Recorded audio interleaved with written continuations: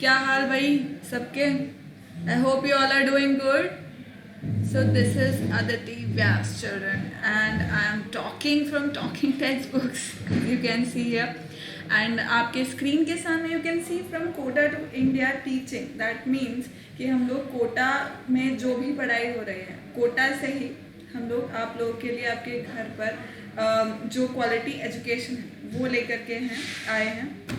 And आपको क्या करना है, आपको ये सब कोर्सेज जो हैं उसके अंदर एनरोल करना है. अब एनरोल करना बहुत ही आसान है. एनरोल में क्या करना है, बेसिकली उनको देखना है उन लेक्चर्स को, राइट. जो भी आपकी क्लास है उस अकॉर्डिंग आपको उन लेक्चर्स को देखना है. सो 6 to 8 में बेसिकली हम लोग NCERT पूरा कवर करेंगे और ओलंपियाड लेवल साइंस मैथ्स का and NDSC NSC JS PRMO 6 to 10 school level examination. इन सब के लेक्चर्स अवेलेबल हैं टॉकिंग टेक्स्ट बुक पर, right. You can go through them. बहुत सारे लेक्चर्स बन चुके हैं, बहुत सारे आ रहे हैं, उन सबको गो थ्रू करो. एंड आज का जो लेक्चर है दैट इज़ फॉर NMTC सब जूनियर. उसका लेक्चर 3 है बेसिकली. आज हम लोग प्रैक्टिकल मैथ पढ़ रहे हैं तो उसमें आज हम लोग लेक्चर 3 पढ़ेंगे जिसके अंदर कंपाउंड इंटरेस्ट, क्योंकि लास्ट टाइम रह गया था. सो compound interest will be studying and profit loss and discount. ये हम लोग आज के लेक्चर में कंप्लीट करेंगे. Clear?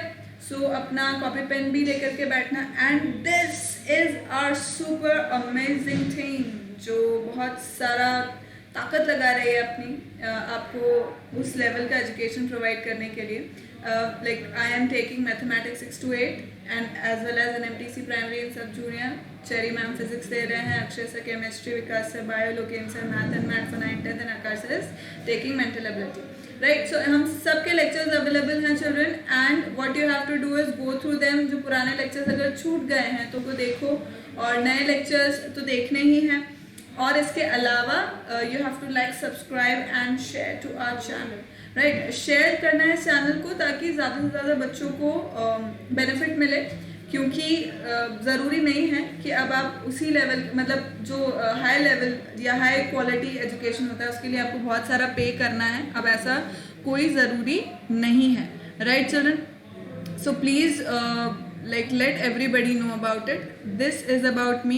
So I'm taking NMTC primary and sub junior as well as 6 to 8 mathematics. And this is our like ये हम लोग के telegram channels हैं according to the class.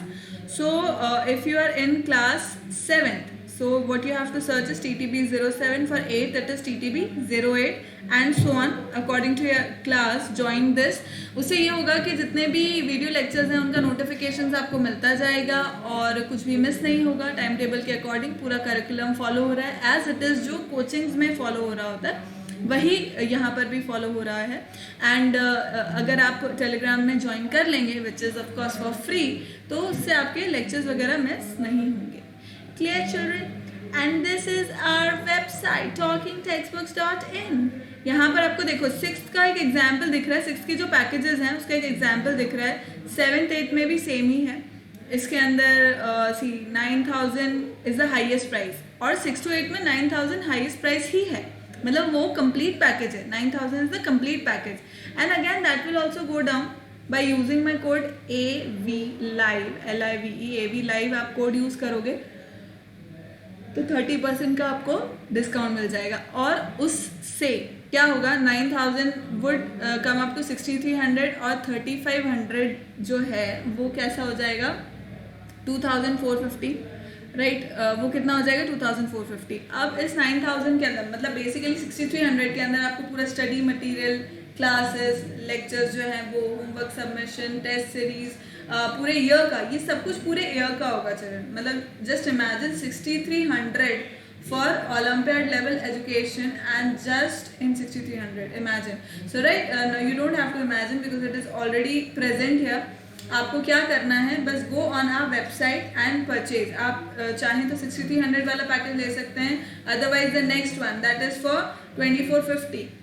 उसके अंदर ओनली टेस्ट सीरीज होगी. But the good part is that if you have the study material, enough study material है and you wish to not like purchase it, तो आप only test series you can have it. उससे ये होगा कि जितने भी आपका एनालिसिस है टॉपिक्स का, सब्जेक्ट का, आपका जो लेवल है वो सब कुछ चेक हो रहा होगा. बहुत सारी चीज़ें दुनिया भर की चीज़ें में एनालिसिस आप कर पाएंगे. And importantly, bi-weekly quizzes are free, which you can see here.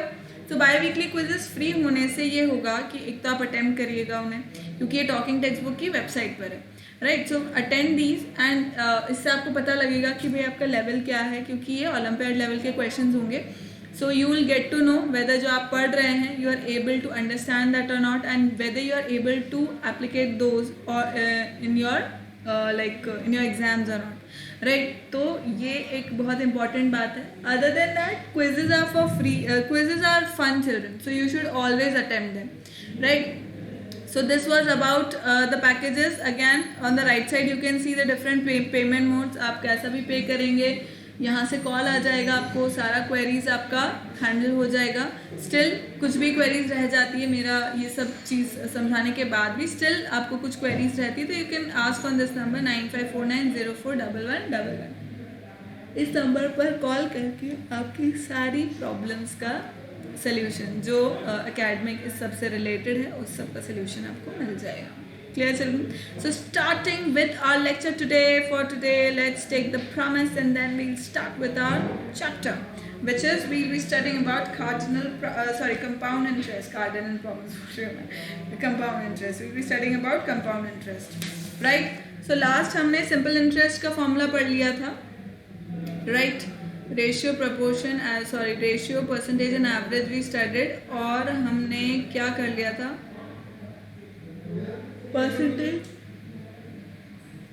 Percentage as well, proportion नहीं मतलब परसेंटेज पढ़ा था हमने. And then we studied about the simple interest का फॉर्मूला.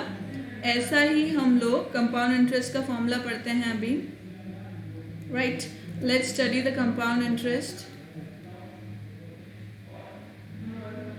Compound interest, right. अब कंपाउंड इंटरेस्ट का फॉर्मूला क्या होती है भाई, देखो वही है, principal is for P, principal amount जो बोरो करते हैं, रेट ऑफ इंटरेस्ट होती है, टाइम होता है, अमाउंट होता है, इंटरेस्ट होता है, वही सब चीज़ें. बेसिक जो डेफिनेशन है वो मैंने लास्ट टाइम आपको बताई दी थी, वो वही है, बेसिक इन्फॉर्मेशन वही है. बस अब क्या हो रहा है, मतलब इसके अंदर क्या होगा, जो फॉर्मूला है कंपाउंड इंटरेस्ट के अंदर, अमाउंट कितना होगा, amount will be equals to P R plus R by 100 into N. ठीक है. अब यहाँ पे पी क्या है भाई, प्रिंसिपल है, R is rate of interest, and n is time in years. ठीक है, time in years. Clear children?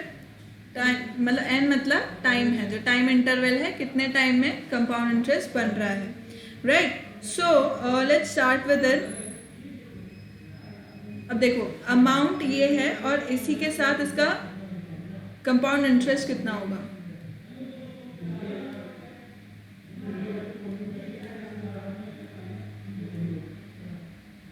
A minus P. भाई इंटरेस्ट कितना होता है, इंटरेस्ट वही होता है जो अमाउंट में से हम प्रिंसिपल को माइनस कर देते हैं, तो it is the same thing. So इसको मैं कैसे लिख सकती हूँ, देखो amount which is also equal to A, right. Could be written how, अब इस पूरे को अगर मैं लिखूँ that is something like this, P 1 plus R upon 100 whole N minus 1 क्यों किया, क्योंकि ऑब्वियसली P यहाँ पर भी आता, P यहाँ पर भी आता, इसलिए उस P को मैंने कॉमन ले लिया. मतलब A का जो अमाउंट निकालने का जो फॉर्मूला है उसके अंदर भी P आ रहा है, तो उसको मैंने इस P से कॉमन ले लिया. ठीक है, तो P यहाँ पर आ गया. तो ये बेसिकली हमारे इम्पोर्टेंट फॉर्मूलेज हैं जो हर जगह हमको लगाने हैं. मतलब कंपाउंड इंटरेस्ट से रिलेटेड जो भी क्वेश्चन होंगे उसके अंदर हमारे ये ही फॉर्मूले बेसिकली काम आ रहे होंगे. क्लियर? तो ये हमको लर्न होने चाहिए. अब इसके अंदर एक इम्पॉर्टेंट बात क्या है कि इफ़ कंपाउंड, अब ये तो कब है, जब ईयर में बात हो रही, ईयरली जब कंपाउंड इंटरेस्ट लग रहा है. ठीक है, ईयरली जब कंपाउंड इंटरेस्ट लग रहा है तो तब ये हमारा काम आ रहा है. बट इसके अंदर क्या होगा, देखो बेसिकली कंपाउंड इंटरेस्ट होता क्या है, देखो पहले साल फर्स्ट ईयर में तो जैसा सिंपल इंटरेस्ट होता है ना, सिंपल इंटरेस्ट और कंपाउंड इंटरेस्ट बिल्कुल एक जैसा ही होता है, ठीक है। फर्स्ट ईयर के अंदर, फर्स्ट ईयर में कोई भी आपने अमाउंट बोरो किया, लोन लिया, मान लो बैंक से लोन लिया, तो सिंपल इंटरेस्ट और कंपाउंड इंटरेस्ट एक ही बराबर होगा, राइट। पर सेकेंड ईयर में आकर के क्या होगा, तो सेकेंड ईयर में आकर के क्या होता है कि इसका फर्स्ट ईयर का जो कंपाउंड इंटरेस्ट है ना, फर्स्ट ईयर का जो इंटरेस्ट है वो हमारे प्रिंसिपल में जुड़ जाता है, राइट। वो हमारे प्रिंसिपल में जुड़ जाता है, प्रिंसिपल प्लस इंटरेस्ट जुड़ जाता है, तो नया न्यू प्रिंसिपल बन जाता है। तो ये क्या हो जाता है, न्यू प्रिंसिपल बन जाता है, और फिर रेट इस पर लगती है, फिर रेट जो होती है वो इस पर लगती है, और फिर कंपाउंड इंटरेस्ट जो होता है सेकेंड ईयर के लिए वो इस पे कैलकुलेट होता है। आई बात समझ में? मतलब फर्स्ट साल का जो मेरा इंटरेस्ट बना ना, फर्स्ट साल का जो मेरा इंटरेस्ट बना वो दूसरे साल में क्या होता है, ऐड हो जाता है, राइट। दूसरे साल का जो मेरा अमाउंट प्रिंसिपल है उसके अंदर ऐड हो जाता है। प्रिंसिपल में, सिंपल इंटरेस्ट में क्या होता था, प्रिंसिपल सेम रहता था, पर कंपाउंड इंटरेस्ट में क्या होता है, प्रिंसिपल अमाउंट जो है वो बढ़ता जाता है, बढ़ता जाता है, बढ़ता जाता है, बढ़ता जाता है, उसके अंदर इंटरेस्ट जुड़ता जाता है, हर साल का इंटरेस्ट जुड़ता जाता है, जुड़ता जाता है। मतलब आप पैसे चुका तो रहे होते हो पर बहुत ज़्यादा ही चुका रहे होते हो, क्योंकि बैंक आफ्टर ऑल क्या करता है, कंपाउंड इंटरेस्ट लगाता है। भाई सिंपल इंटरेस्ट में उसको इतना फ़ायदा नहीं है, पर कंपाउंड इंटरेस्ट में है, क्योंकि फाइनली आप जितने साल के लिए ले रहे हो इंटरेस्ट उसके ऊपर बढ़ता जा रहा है, बढ़ता जा रहा है, बढ़ता जा रहा है, इसलिए वो बैंक इस तरह से अपना बिजनेस चलाता है, ठीक है। सो अब अगर जैसे ईयरली अगर मैं कैलकुलेट कर रही हूँ उस कंपाउंड इंटरेस्ट को ईयर्स में, मतलब तब तो इस तरह से हो जाएगा। पर अगर कंपाउंड इंटरेस्ट कैलकुलेट होता है इफ, या इफ की जरूरत नहीं है, कैलकुलेटेड हाफ ईयरली, अगर हाफ ईयरली होगा तो इसके अंदर अब देखो इंपॉर्टेंट बात क्या हो जाएगी, जो रेट है ना वो हो जाएगी R/2%, और टाइम जो है वो हो जाएगा ट्वाइस 2n, ठीक है। मतलब जब भी हम हाफ ईयरली कैलकुलेट कर रहे होंगे, हाफ ईयरली मतलब 6 मंथ्स के लिए, तो इसका मतलब रेट जो है वो R/2 हो जाएगी और टाइम हो जाएगा ट्वाइस 2n, राइट। इसी तरह से अगर CI मेरा कैलकुलेट हो रहा है इज कैलकुलेटेड क्वार्टरली,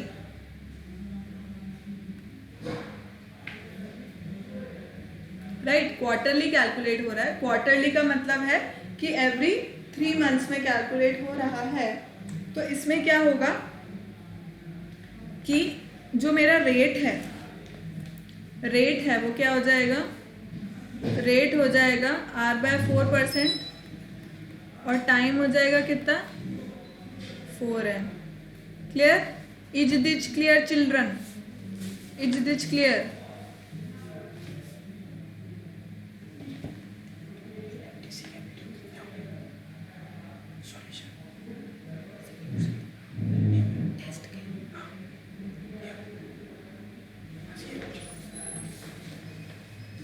ठीक है,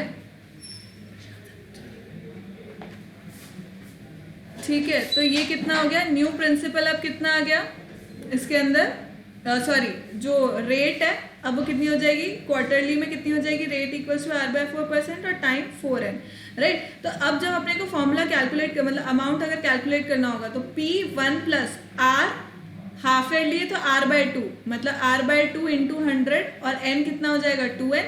सिमिलरली अगर वो है क्वार्टरली है तो यहाँ पे क्या हो जाएगा P1 + R/4 × 100, और ये हो जाएगा 4n। ये बात समझ में? ये इंपॉर्टेंट बात थी, ठीक है।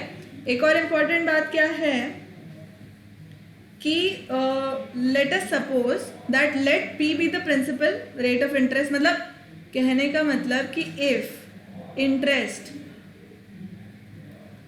is compounded k times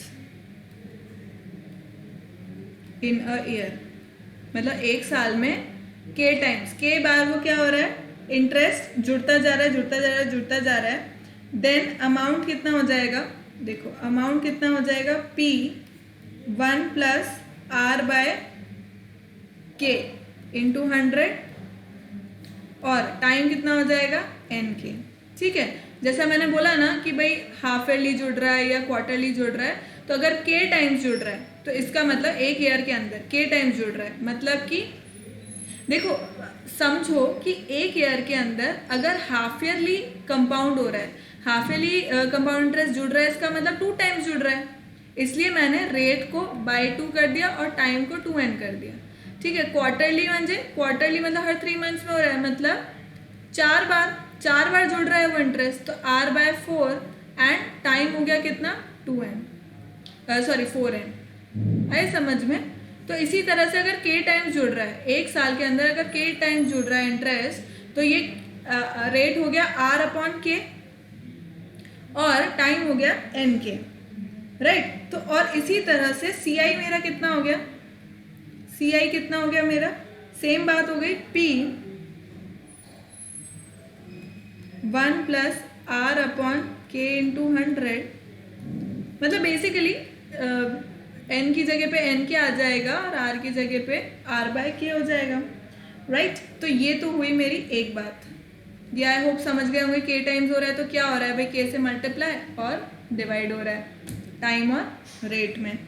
अब अगर मान लो एक प्रिंसिपल दे रखा है और रेट ऑफ इंटरेस्ट इस तरह से दे रखा है, ठीक है, इफ मुझे दे रखा है इस तरह से, प्रिंसिपल दे रखा है, इफ P इज प्रिंसिपल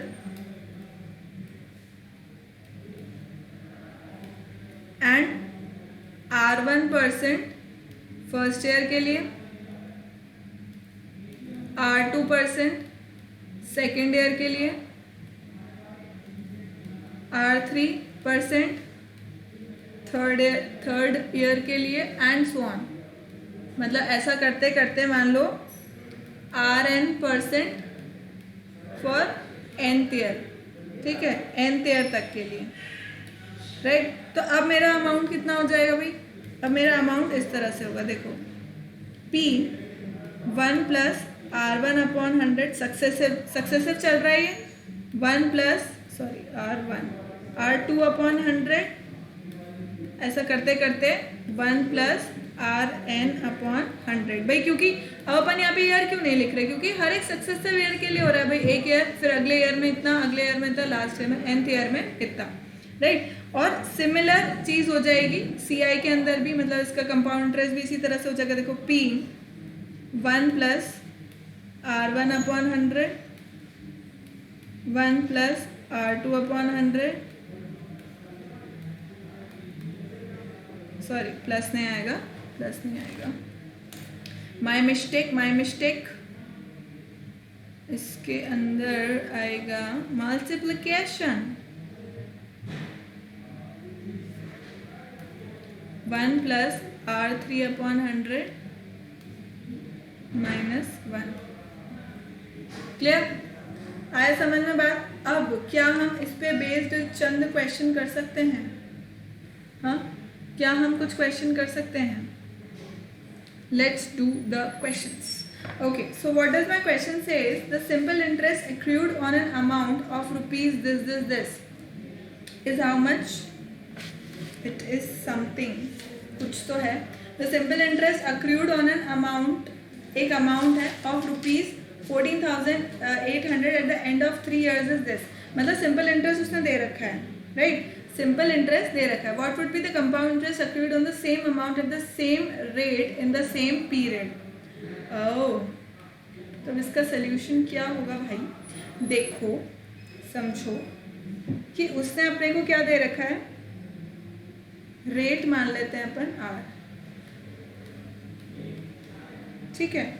अब सिंपल इंटरेस्ट उसने कितना दे रखा है, ये दे रखा, प्रिंसिपल अमाउंट उसने दे रखा है, तो मैं क्या करूँगी, सीधे सिंपल इंटरेस्ट में PRT/100 के हिसाब से लगा दूंगी, है ना। और टाइम मेरा सेम है, टाइम दे रखा है 3 इयर्स दे रखा है, बिल्कुल दे रखा है साहब। तो इसको ऐसा लिख देते हैं अपन, 6216 equals to principal is 14800 into R% मुझे कैलकुलेट करना है, into T is 3 time is 3 year and upon 100। Cancel out हो गए, कितना आ गया भाई, कितना आ गया, R% कितना आ गया, this is going to be 6216 upon 148 into 3, this will be equal to 14%. राइट, तो रेट कितनी आ गई 14%. So what does it says, what would be the compound interest accrued on the same amount same है, rate भी same है, time भी same है. रेट अपन ने कैलकुलेट कर ली, तो अब तो इजी है. कंपाउंड इंटरेस्ट अब अपन कैलकुलेट कर सकते हैं भाई. Compound interest is equal to P1 + R/100 compound interest. तो अब अपना P कितना है डायरेक्ट लिख ही देते हैं अपन. P कितना है अपना 14, मतलब प्रिंसिपल अमाउंट 14,800. 1 + R कितना है 14/100. टाइम कितना है भाई 3 - 1. ऐसा ही लिखते हैं अपन, ऐसा ही लिखते हैं इसको. So this becomes equal to 14,800 and ये कितना हो गया बराबर 1.14 के. This becomes equal to 1.14 whole cube -1. Right, ये सारे कैलकुलेशन वाले पार्ट है children, so you can easily do it. So this becomes equal to 14800 multiplied by 1.481544. So this becomes equals to 14800 multiplied by 0.4815, which is equal to rupees 7126.8512. Now this is all calculation, right? इसमें बहुत सारा calculation part आएगा, ये बात सत्य है एकदम. ठीक है, नेक्स्ट करें. Mr. Kumar invested ₹20,000 with rate of interest as 20 PCPA. The interest was compounded half yearly for first year and in the next year it was compounded yearly. What will be the total interest earned at the end of 2 years? Right, तो mister Kumar ने invest कितने किए भाई 20,000 रुपये invest किए. तो मतलब principal amount कितना है, देखो अमाउंट लिखते हैं अपन इसके अंदर. अब देखो इसके अंदर अमाउंट कितना हुआ मेरा is equals to principal amount 20,000 1 + PCPA means 20% per annum. ठीक है, rate of interest is 20% per annum की बात हो रही है. सो पर एनम मतलब ईयरली. राइट, तो रेट कितना दे रखा है 20. अब मैं क्या करूंगी अपॉन 100. राइट, अब इंपॉर्टेंट बात समझना कि देखो टाइम कितना है. What will be the total interest earn at the end of 2 years. 2 years के एंड की बात हो रही है, मतलब 2 साल. पर अब इसके अंदर क्या है, the interest was compounded half yearly for the first year and in the next year yearly. मतलब अगर आपको समझ में आया हो तो we are suppose to do this. ये वाला फॉर्मूला लगाना पड़ेगा मुझको इसके अंदर. ये जो मतलब सक्सेसिव जो अपन निकाल रहे हैं, सक्सेसिव रेट दे रखी है, इसी तरह से अपने को निकालना होगा. सो अब इसके अंदर क्या हो रहा है, this is compounded. First year में वो कंपाउंडेड है हाफ ईयरली. राइट, तो मैं इसमें 2 से मल्टीप्लाई कर दूंगी, मतलब रेट मेरी कितनी होगी R/2 और टाइम मेरा कितना होगा 2n, दैट इज 2. राइट, और नेक्स्ट कितना हो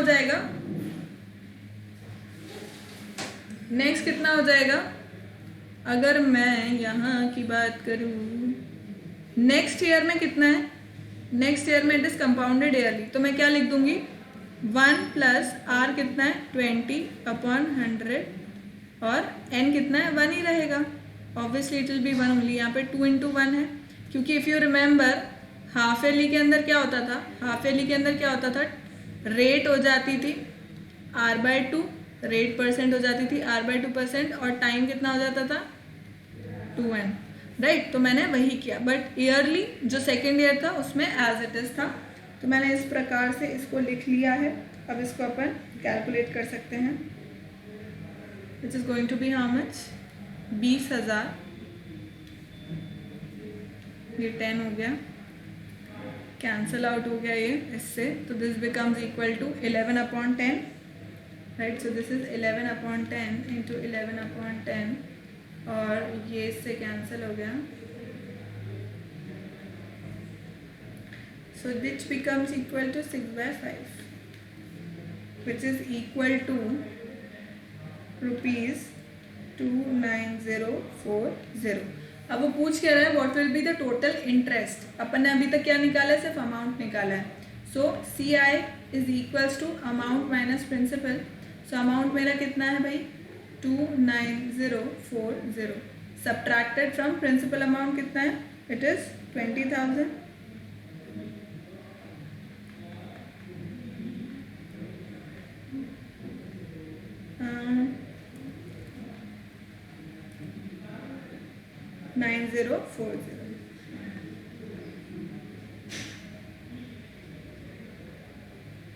ठीक है, 9040.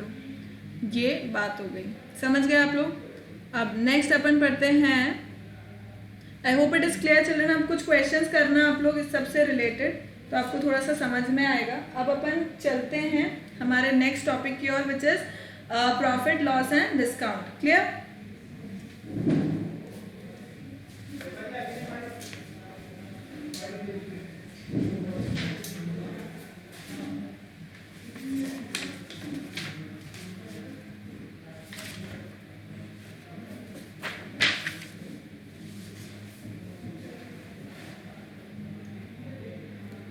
So my next topic is profit,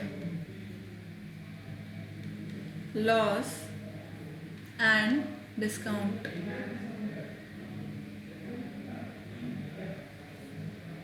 Profit, loss and discount. Clear? अब इसके अंदर कुछ फॉर्मूलाज होते हैं, सीधे सीधे फॉर्मूलाज होते हैं. ऑब्वियसली देखो, गेन क्या होता है, गेन या प्रॉफिट इज इक्वल्स टू, ये मेरा फर्स्ट फॉर्मूला है, that is equals to selling price. अब इसको मैं इस तरह से लिख देती हूँ ताकि आगे हमें बार बार यूज़ ना करना पड़े. यहीं पर ही मैं ब्रैकेट से बना देती हूँ. So this will be called as either G, right, या फिर पी से भी डिनोट हम कर पाएंगे, equals to selling price. Selling price which is equals to S P minus cost price, which is equals to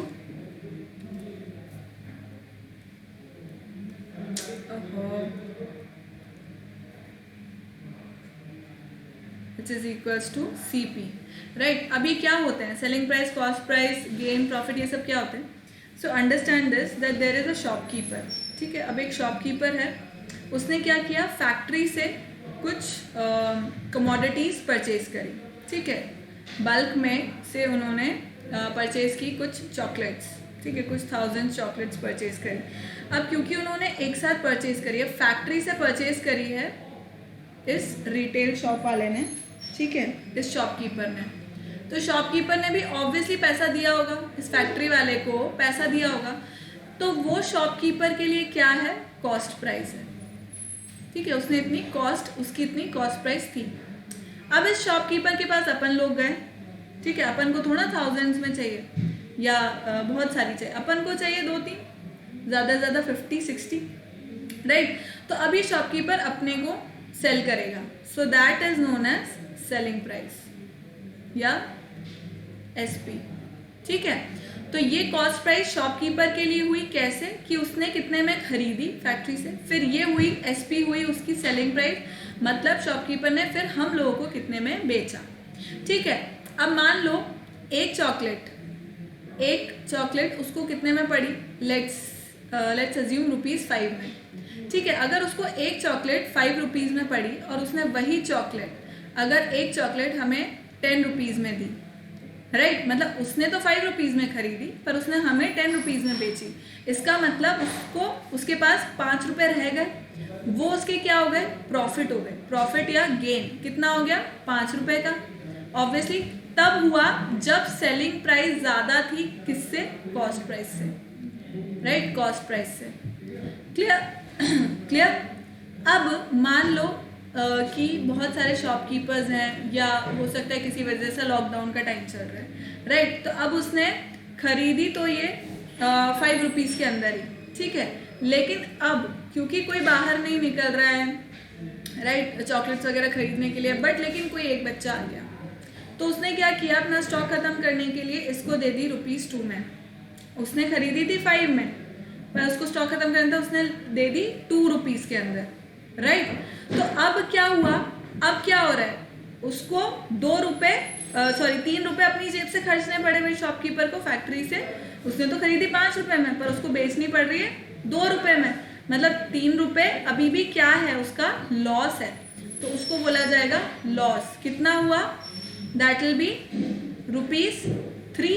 और वो कब हुआ, जब कॉस्ट प्राइस ज़्यादा थी सेलिंग प्राइस से, जब कॉस्ट प्राइस ज़्यादा थी सेलिंग प्राइस से, राइट। सो आई होप हमको बेसिक फंडा इसका समझ में आ गया कि cost price, selling price, profit loss क्या होता है।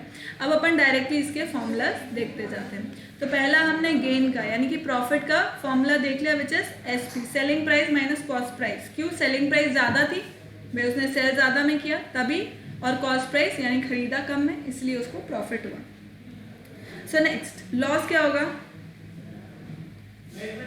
Will be equal to CP minus SP, क्योंकि इस टाइम पे कॉस्ट प्राइस बड़ी थी। नेक्स्ट, अगर मुझे फाइंड करना है गेन परसेंट, तो वो कितना होगा, गेन अपॉन सीपी इंटू 100। ये पूरा क्या कहलाएगा, परसेंट। सिमिलरली अगर मैं लॉस परसेंट की बात करती हूँ, लॉस परसेंट कितना हो जाएगा, लॉस अपॉन सीपी इंटू 100 कितना हो जाएगा, लॉस परसेंट हो जाएगा, ठीक है। नेक्स्ट अपन बात करते हैं एसपी की, ठीक है। सेलिंग प्राइस में कैसे निकालूंगी, देखो 100 plus gain percent upon 100 into CP, ठीक है। और सीपी की एसपी तो निकाल लिया हमने, सीपी कितना होगा,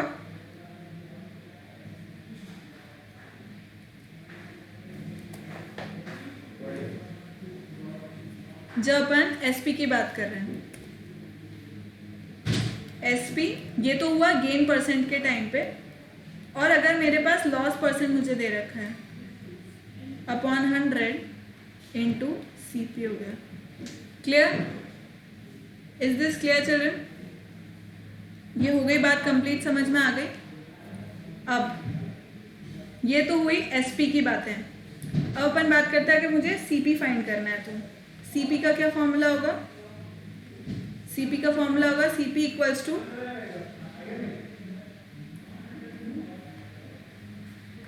100 plus gain percent into SP into SP,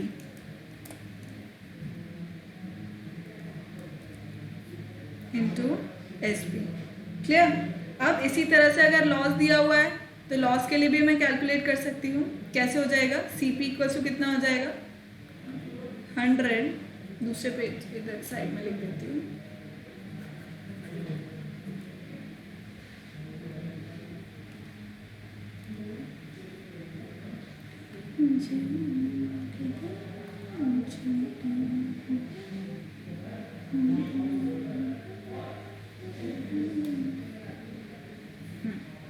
तो सीपी कितना हो जाएगा भाई, 100 upon 100 minus loss percent into SP. ठीक है, ये कभी होगा जब हमें लॉस परसेंट दिया हुआ है, गेन परसेंट दिया हुआ होगा, तो इस तरह से हो जाएगा।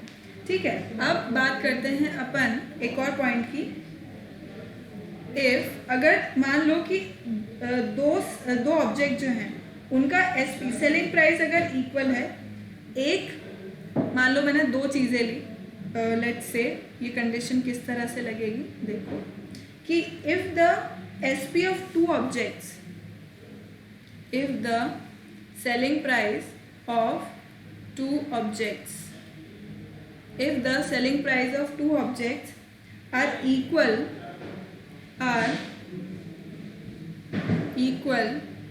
and one of them is sold at and one of them is sold at X% profit, मतलब एक तो है वो X% प्रॉफिट में सेल हुआ और दूसरा लॉस में सेल हुआ, but at the same numerical value, X% loss में सेल हुआ, ठीक है.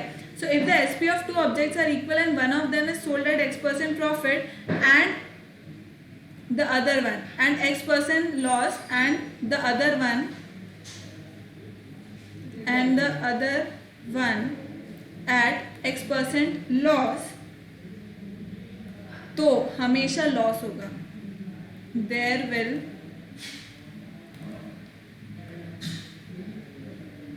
will always be a loss. There will always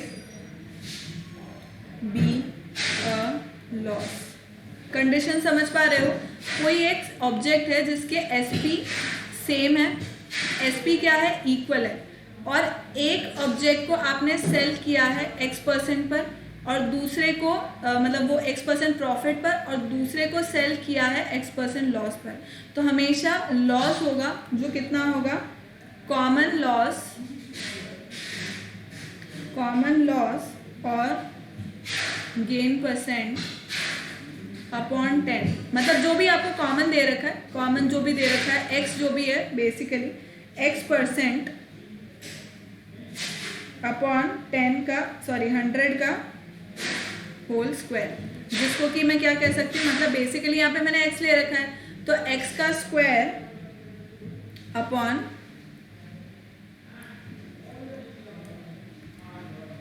ये ओवरऑल ब्रैकेट है ना, तो यहाँ पे नीचे लिख देते हैं x स्क्वायर अपॉन 100. कहाँ गया मेरा पेन, अपॉन 100, राइट. ये एक सत्य है, ठीक है, ये एक फैक्ट है कि ऐसा होगा ही होगा. आए समझ में? अब अपन इससे रिलेटेड कुछ क्वेश्चन करते हैं, राइट. प्रॉफिट लॉस और इस सब से रिलेटेड अपन कुछ क्वेश्चंस कर लेते हैं. उतार लो, जब तक एक बार उतार लो इस सब को.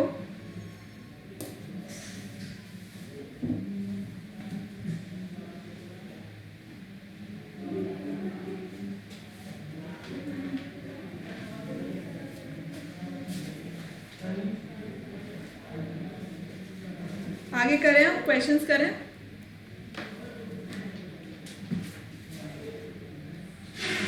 Just a second, let me drink water.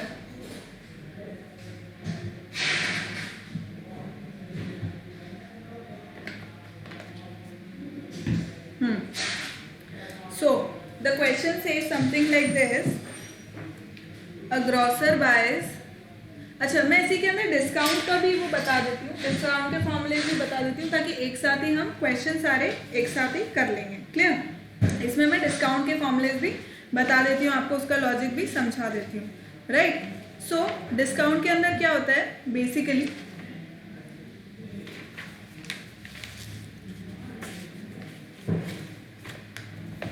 अगर आपने देखा होगा कि हम जैसे शॉप्स पर जाते हैं, राइट, तो डिस्काउंटेड प्राइस रहती है, कभी कभी डिस्काउंट देते हैं, जैसे हम लोग भी डिस्काउंट देते हैं, बहुत सारी जगह पर डिस्काउंट देते हैं.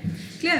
तो अब उसका क्या लॉजिक है कि इसका ये मतलब है कि एक मार्क्ड प्राइस रहती है. डिस्काउंट हमेशा किस पे दिया जाता है, मार्क प्राइस पे दिया जाता है. डिस्काउंट किस पे दिया जाता है, मार्क प्राइस पे, राइट. सो अब क्या करेगा शॉपकीपर, बेसिकली क्या करते हैं, देखो कोई भी कमोडिटी उन्होंने 60 रुपीज़ में परचेज करी, ठीक है, उनका सीपी था, उनका कॉस्ट प्राइस था 60, ठीक है.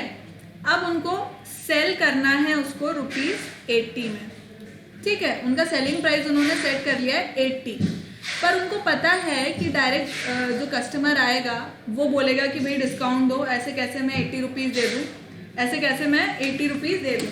तो अब वो क्या करेगा, what is he going to do, वो उसके अंदर मार्क प्राइस MP, मतलब लेट मी राइट इट,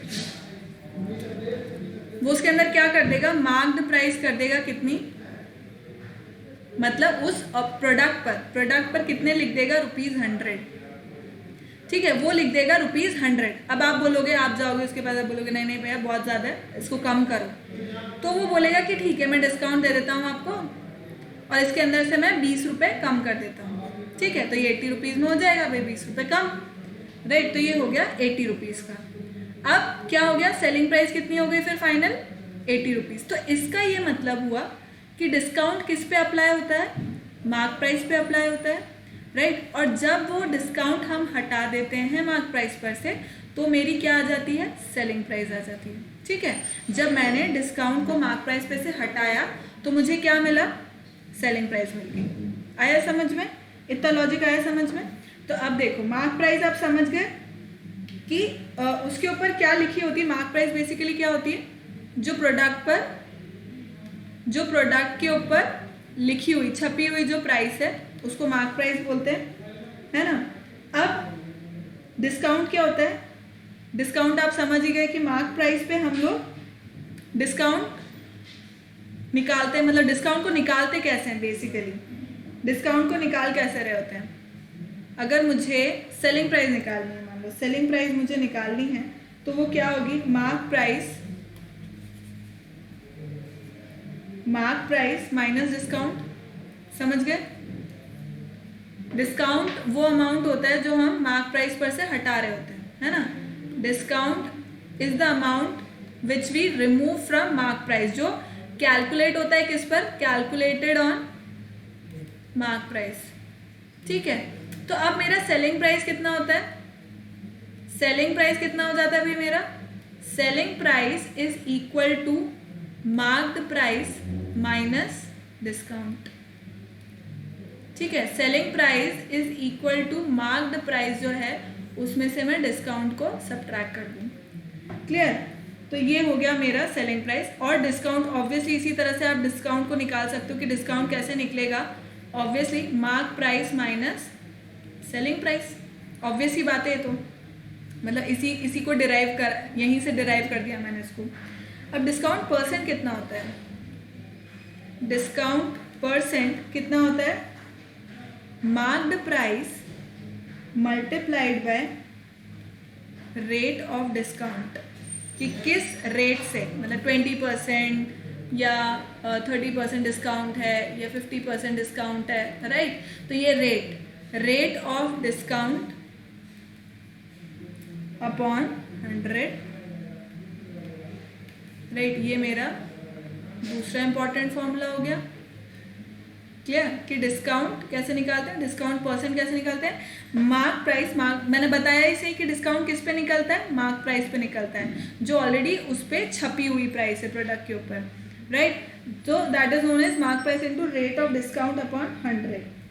अब मार्क प्राइस का एक और फॉर्मूला क्या होता है, मार्क प्राइस अगर मुझे निकालनी है तो मैं कैसे निकालूंगी, बहुत ही सिंपल है, 100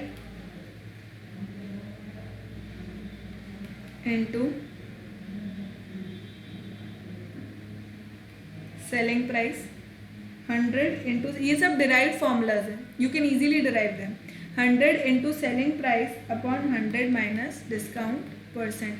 पर मैं यहाँ पे क्योंकि हमें डायरेक्टली आना चाहिए तो मैं डायरेक्टली बता रही हूँ, otherwise these all observations are already, मतलब these all derivations are given in the books में डेरिवेशंस दी हुई होती है, बट देन वो अभी हमें काम की नहीं है, अभी हमको डायरेक्ट फॉर्मूलाज देखने हैं, ठीक है। सो मेरा जो मार्क प्राइस है वो कितना हो गया, 100 into selling price upon 100 minus discount percent, clear. अब इसके अंदर इम्पोर्टेंटली ये तो आप समझ ही गए कि discount is always calculated on the mark price, ये तो आप समझ गए होंगे बेसिक चीज। अब एक और इसके अंदर फॉर्मूला क्या है कि 2 successive discounts are given if 2 successive discounts of, let's say, X% and Y% are given on an item, ठीक है, are given on an item। अगर 2 सक्सेसिव डिस्काउंट्स दिए हुए हैं of X% and Y% on a product, तो single discount कितना होगा, single discount किसके बराबर होगा, single discount will be equal to x plus Y minus X Y upon 100, अब ये तो आपको अगर याद हो तो इसी तरह का फॉर्मूला परसेंटेज के अंदर भी आता है, right. But nonetheless x plus Y minus X Y upon 100। अगर दो सक्सेसिव डिस्काउंट दिए हुए हैं मुझे कि x% है और y% है किसी प्रोडक्ट पर, अब बताओ कि उसका फाइनल डिस्काउंट कितना हुआ, मतलब फाइनल जो सिंगल डिस्काउंट है वो कितना हुआ। तो वो अपन कैसे कैलकुलेट कर सकते हैं, x plus Y minus X Y upon 100 से। आए समझ में। अब अपन क्वेश्चन करते जाते हैं सारे लगातार, क्लियर। नेक्स्ट टेम कितना हो गया भाई, है अभी तो थोड़ा सा टाइम है, कोई दिक्कत वाली बात नहीं। चलो लेट्स डू द क्वेश्चन। सभी क्या बोल रहे हैं, a grocer buys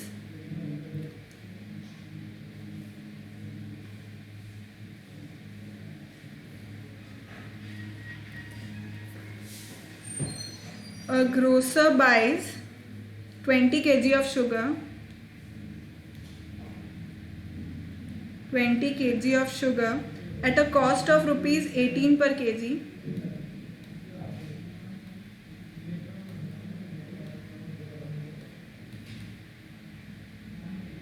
and 30 kg of an inferior sugar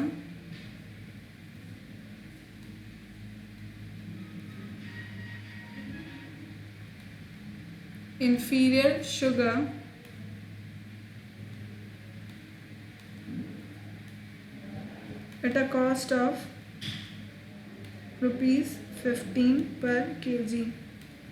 He mixes the two kinds of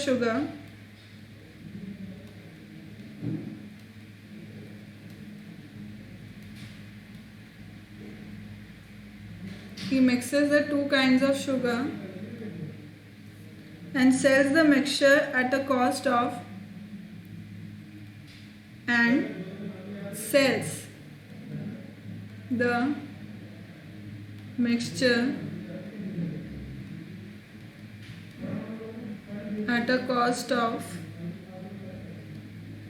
rupees 16.50 per kg.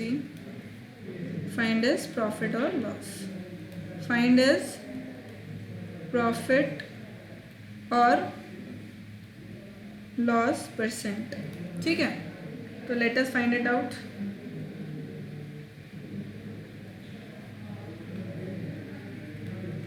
देखो, a grocer buys 20 kg of sugar at a cost of rupees 18 per kg, है ना।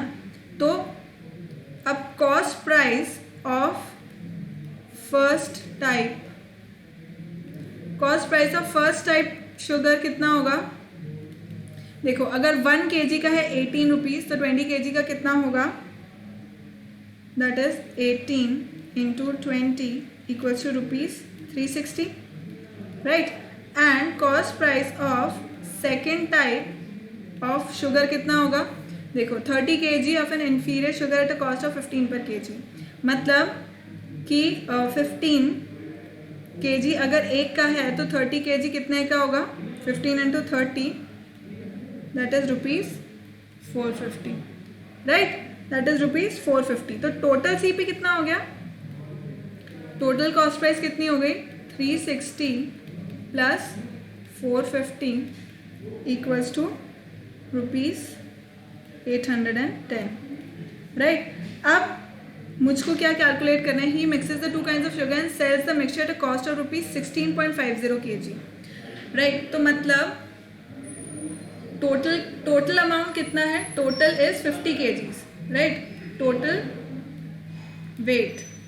Wait कितना है या total amount कितना है 50 kgs, right. So CP कितना, SP कितना हुआ, sorry SP would be total SP कितना हुआ। अब देखो he sells at the cost of this, मतलब 1 kg का 16.50 है तो 50 kg का कितना होगा, ऑब्वियसली मल्टीप्लाई 16.50 एक का मल्टीप्लाइड बाय 50 सबका रुपीज़ 825, क्लियर है। तो अब इसके अंदर मुझे क्या कैलकुलेट करना है, प्रॉफिट और लॉस परसेंट। सो प्रॉफिट कितना होता है भाई, ऑब्वियसली देखो सीपी कितना है उसका 810, एसपी कितना है 825, एसपी ज़्यादा है तो क्या होना चाहिए, प्रॉफिट होना चाहिए. So profit will be equals to upon 810 which will be equal to 15 rupees. Clear. अब प्रॉफिट परसेंट पूछता है वो. सो प्रॉफिट परसेंट मुझे पता है profit upon C P into 100. Profit upon C P कितना है 810 into 100. So this will be equal to 50 upon 27 और I can say 123/27%. Clear children. आया समझ में कि ये क्वेश्चन किस तरह से होगा. नेक्स्ट क्वेश्चन करें अपन. एक और क्वेश्चन करें.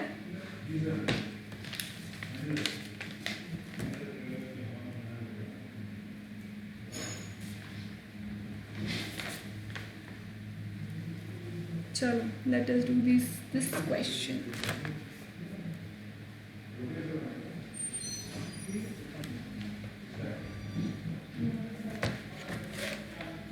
So my question says, if the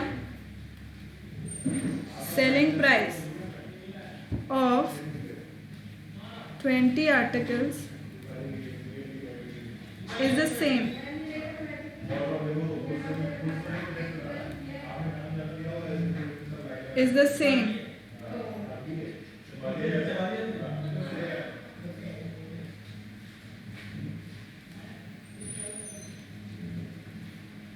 as the cost price of 23, find the profit or loss percent.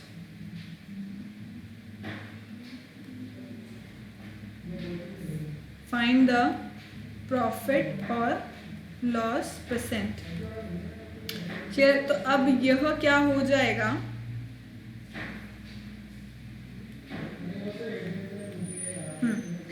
See, if the SP of 20 articles is the same as the CP of 20 articles, मतलब कि जितना cost price 23 articles का है उसी के बराबर SP of 20 articles है. तो मैं क्या बोल सकती हूँ कि let us assume let the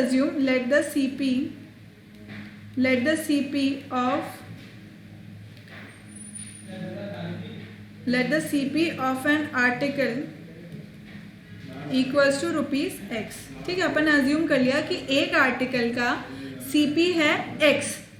तो 23 आर्टिकल्स का है ना, 23 आर्टिकल्स का CP कितना हो जाएगा ₹23X.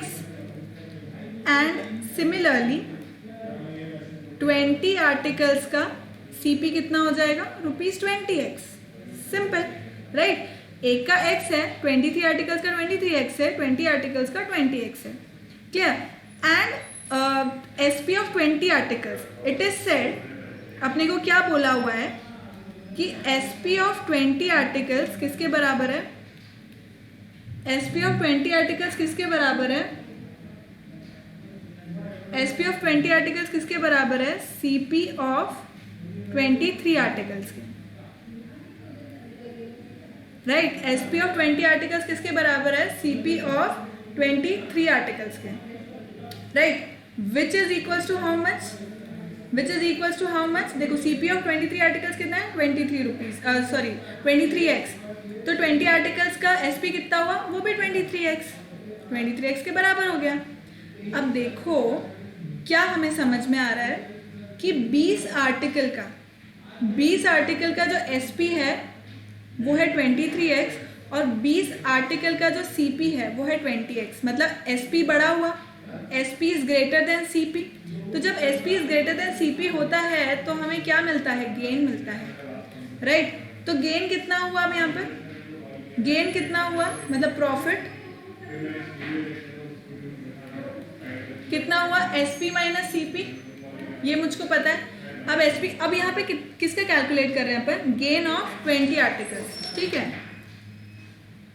Just a second.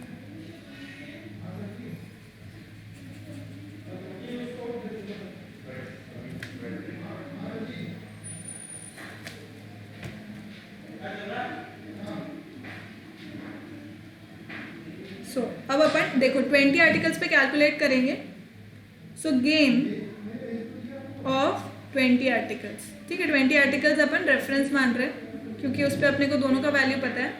So gain of 20 articles कितना होगा, SP of 20 articles minus CP of 20 articles, जो कि कितना है, SP कितना है यहाँ पर हमारे पास 23x, और CP कितना है, CP of 20 articles is 20x। सो ये कितना हो गया, ₹3x मेरे पास प्रॉफिट आ गया। Right students, right. तो अब परसेंट, प्रॉफिट परसेंट कितना हो गया, मतलब गेन परसेंट, प्रॉफिट परसेंट जो भी बोल लो, ठीक है, वो कितना होगा, गेन अपॉन CP इंटू 100। यह हम बचपने से जानते हैं। प्रॉफिट हो गया मेरा 3x, CP कितना है भाई 20x, ठीक है, 20x इंटू 100 कितना मुझे मिल गया, 15%। सो मेरा रिक्वायर्ड जो प्रॉफिट था वो कितना था, 15%।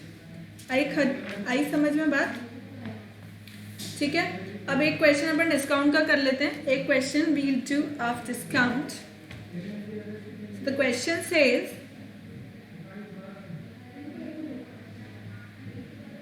a person marks his goods, a person marks his goods 10% above his cost price। समझ गए, ये वही काम कर रहा है जो मैंने आपको समझाया कि भाई क्या करता है, कॉस्ट प्राइस जो है उससे ऊपर, उससे 10% ऊपर वो क्या करता है, अपने जो प्रोडक्ट्स हैं उसकी मार्क प्राइस लगा देता है, ठीक है, ताकि जब वो डिस्काउंट करे तो उसके पास काफ़ी अच्छा मार्जिनेबल अमाउंट रहे जो उसका खुद का प्रॉफिट बन जाए। राइट, सो ये हो जाएगा कि उसके कॉस्ट प्राइस के मतलब कॉस्ट प्राइस से बड़ा। He then sells it by allowing a discount of 10%। He then sells it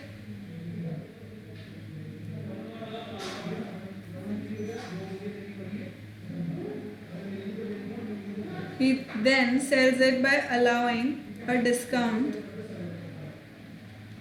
of 10%. What is his profit or loss percent? What is his profit or loss percent? ठीक है, ये हमें calculate करना है। Let's calculate this thing. देखो अभी क्या बोलता है, लेट मी टेल यू, वही बात बोली कि जितने में उसने खरीदा उससे 10% ऊपर उसने अपना मार्क प्राइस लगा लिया, ठीक है। अब उस मार्क प्राइस पे उसने क्या किया, डिस्काउंट दे दिया, 10% का डिस्काउंट दे दिया, राइट। तो अब उसकी सेलिंग प्राइस क्या हुई ये हमें कैलकुलेट करनी। पूरा लूप समझ गए आप लोग, है ना, चीज़ें समझ गए। तो अपन क्या करते हैं, उसके कॉस्ट प्राइस को अज्यूम कर लेते हैं कि let the CP be ₹X, ठीक है। उसका जो CP है वो हो गया X। तो अब वो क्या कह रहा है कि उसने उसके CP पे 10% ऊपर मार्क प्राइस लगाई, तो उसकी मार्क प्राइस कितनी हो गई, मार्क प्राइस उसकी कितनी हो गई, इस कॉस्ट प्राइस के ऊपर 10% किसका, ऑब्वियसली CP का ही। तो कितना हो गया, ये यहाँ से यहाँ कैंसिल हो गया, 11/10x उसका मार्क प्राइस हो गया, क्लियर। अब उसने इसके अंदर क्या किया, 10% का डिस्काउंट दे दिया, डिस्काउंट गिवन कितना है, 10%। डिस्काउंट गिवन कितना है, 10% है। अब वो डिस्काउंट किस पे लगता है, मार्क प्राइस पे लगता है, ये भी हम जानते हैं, राइट। तो डिस्काउंट कितना हुआ, डिस्काउंट कितना हुआ भाई, 10% ऑफ मार्क प्राइस पे 10% उसने डिस्काउंट दिया। सो 10% ऑफ ₹11/10x, क्लियर। तो ये कितना हो गया, 10/100 इंटू 11/10x, ₹11x/100, ₹11x/100, ये उसका क्या हो गया, डिस्काउंट हो गया। अब व्हाट इज इट आस्किंग, अब मुझे क्या फाइंड करना है, देखो डिस्काउंट मुझे पता लग गया, अब मैं इससे क्या फाइंड करूंगी, मेरा सेलिंग प्राइस फाइंड करूंगी। अब सेलिंग प्राइस कितना होगा, मार्क प्राइस में से जब मैं मेरा डिस्काउंट जितना है उसको हटा दूंगी, राइट। मार्क प्राइस में से जब मैं अपना डिस्काउंट हटा दूंगी तो मुझको सेलिंग प्राइस मिल जाएगा। ये मैंने आपको लॉजिक अभी समझाया थोड़ी देर पहले, है ना। तो मार्क प्राइस कितना है 11/10x माइनस डिस्काउंट कितना है 11/100x, which will be equal to how many rupees 99/100x. Clear? Is this clear children? So अब देखो मेरा CP कितना है, CP x है, राइट, और सेलिंग प्राइस कितना है 99/100x है। तो बड़ा क्या है, ऑब्वियसली CP बड़ा है, राइट। देखो मेरा CP जो है वो क्या हो गया, बड़ा हो गया SP से। तो मतलब मुझे क्या हुआ, लॉस हुआ। Therefore it is a loss, right, which is equal to what, CP minus SP, जिसे मैं क्या लिख लूँगी x माइनस 99/100x। कितने रुपीज़ का लॉस हुआ भाई, x/100 रुपीज़ का, ठीक। सो लॉस परसेंट हम कैलकुलेट कर लेंगे। अब लॉस परसेंट दूसरी साइड कैलकुलेट कर लेते हैं। So loss percent is equals to कितना है, लॉस कितना है अपना x/100 in like loss upon CP is x। तो इसको मैं इस तरह से लिख सकती हूँ into 100 will be equal to what 1%। मतलब लॉस कितना हुआ 1% का हुआ। Clear children? So this was it about profit, loss and discount. हम नेक्स्ट लेक्चर में कुछ और क्वेश्चंस करेंगे इसके, apart from the other topic. जो दूसरा टॉपिक है वो तो हम करेंगे इसी, बट इसके भी कुछ और क्वेश्चंस करेंगे। Clear children? So I hope you have understood जो भी टॉपिक्स थे। Please purchase an NMTC module and start doing the questions. Clear? तो उससे ये होगा कि आपको थोड़े टॉपिक्स क्लियर हो जाएंगे, right children? So thank you so much for watching, keep liking, keep subscribing and keep sharing. और जो भी नहीं समझ आया प्लीज़ वीडियो को रिमाइंड करके देख लीजिए, right. Bye bye, take care.